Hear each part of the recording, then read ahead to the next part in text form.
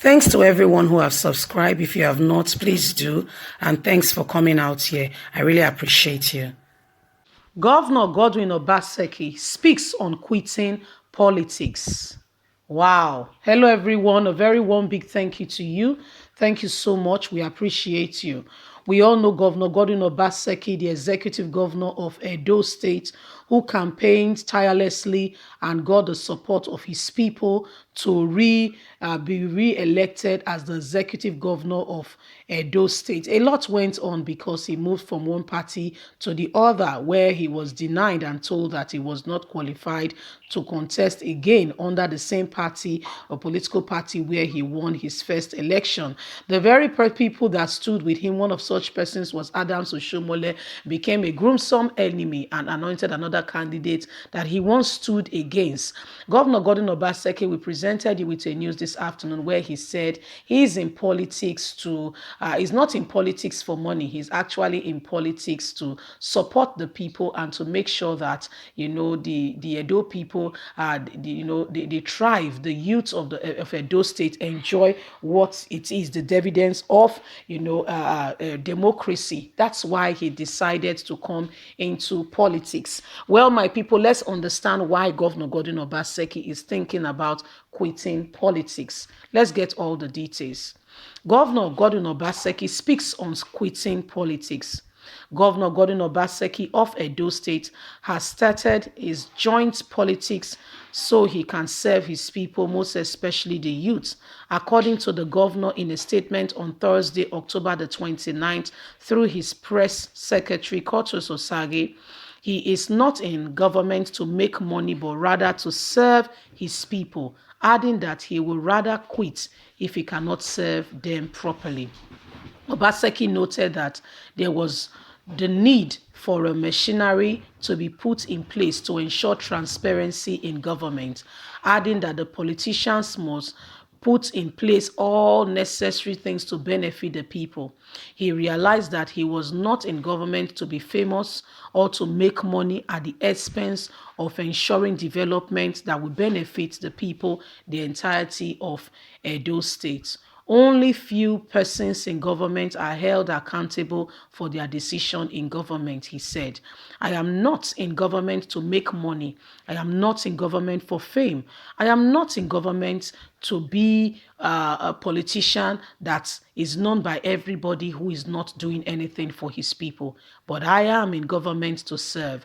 Our youth are the reason why I got into politics in the first place. If I cannot serve them, I will quit.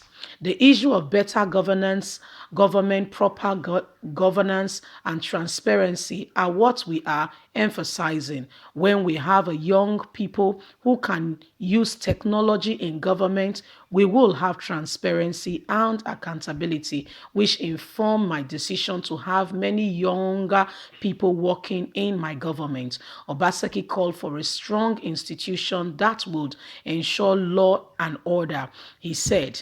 And that is why we have the security agencies. Our security arrangement in the country must reflect our federal system, as I cannot govern a state and not be able to hire and fire commissioner of police. But NSAS protests have helped us to see that the process does not work. You are a governor in the state and the police can be misbehaving. You cannot fire them or say anything because they were appointed for you.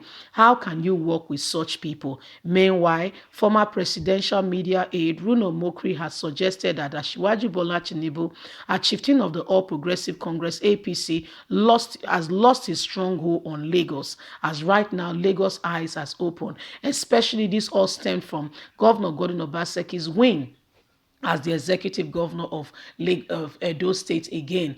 Despite the video he made telling the people not to vote Obaseki, he still won the election. Bruno Mokri said this has opened the eyes of Lagosians and today they are ready to question Asiwaju Bola Tinubu. He made this when Desmond Elliot, a Lagos lawmaker of the government regulation, was calling for social media reform and regulation. Well, my people, breaking news happening in real life. Governor Gordon Obaseki says, you know what, I will quit. I am not here to make money. I am not here to be a man who will serve the people and there will be no true reflection of what I am doing in governance or in government.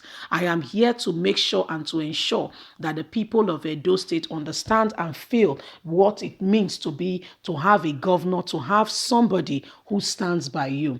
And he pledged, as he has said to the youths before, that is going to ensure and make sure that his government is what's mostly driven by the youths. He made a very strong statement. He said, you know what is happening right now, nobody knows exactly how the whole NSAS protest started. Who coordinated them? Who was their leader? Nobody can say. He said the youth coordinated themselves. Before you know it, they overtook. If not for the hoodlums who decided to, make a rubbish of the system, before you know it, they are taking over. And that is why I am calling on every youth. Guys, I want us to start something. Let us get straight in and register our political party.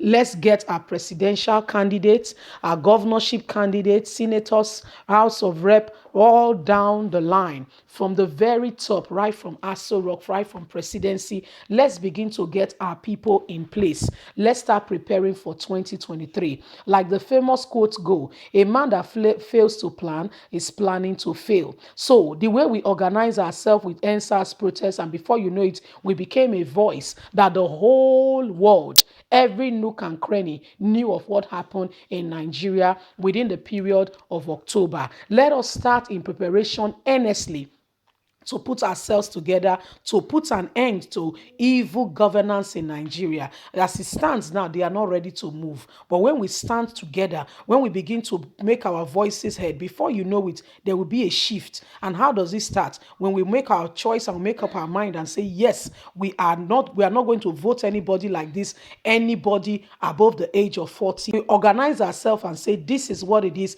This is where we will stand. This is how we'll go about it. Immediately we get on. And guess what? As we say to ourselves, these are the only people we are voting for, we tell our parents, we tell our grandmothers, grandfathers, uncles, aunties. By the time they get to the polling unit, nobody is standing alongside with them. Nobody is standing with them. Before you know it, we vote them out of power and we are in. Then we begin to effect the change. This is how we overtake. This is how we overcome. Because we started it gradually. We made our voices known. We complained. We put out our grievances. What did they do? They brought the soldiers at us. So we take another strategy. So let us begin and let us begin to stand together. Let's our voices be heard. Leave us a comment on what you think. God bless. Bye for now.